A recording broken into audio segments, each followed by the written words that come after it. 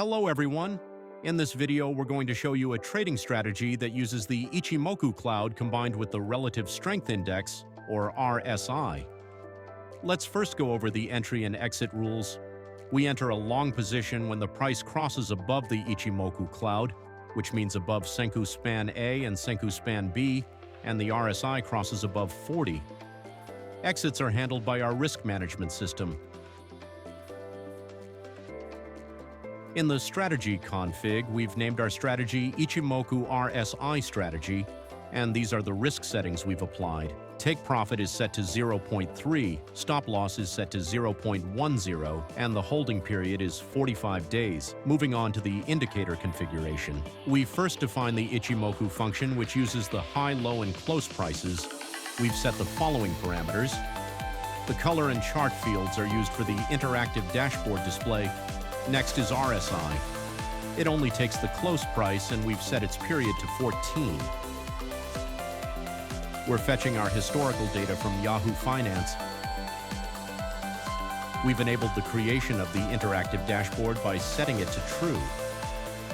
Now let's move on to how we compute the signals. We use three main values for this strategy: the close price, Senkou span A, Senkou span B, and RSI. To detect crossovers correctly, we shift all of these values by 1.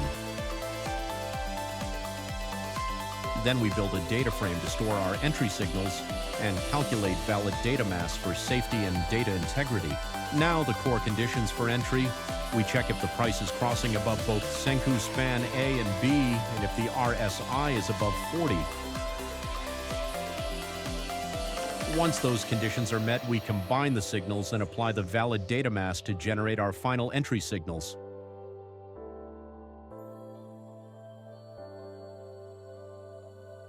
For position sizing, we sum all active signals across instruments and divide each one by the total number of active signals to assign equal weights. Once the strategy is executed, we generate a performance report with several important metrics. Here are some of the highlights. Cumulative returns are 74.03%. Sharpe Ratio is 0.73. Max drawdown was 22.66%. When compared to our benchmark, the S&P 500, we performed slightly worse overall.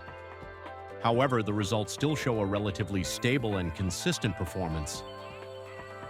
Looking deeper, we see that the win rate was around 48%, and the profit factor came in at 1.15, which is a decent risk-to-reward ratio. Finally, if we take a look at the dashboard, every instrument ended up in green territory. Costco, ticker COST, performed the best among all, while Target, ticker TGT, was the weakest, with just a 0.33% gain.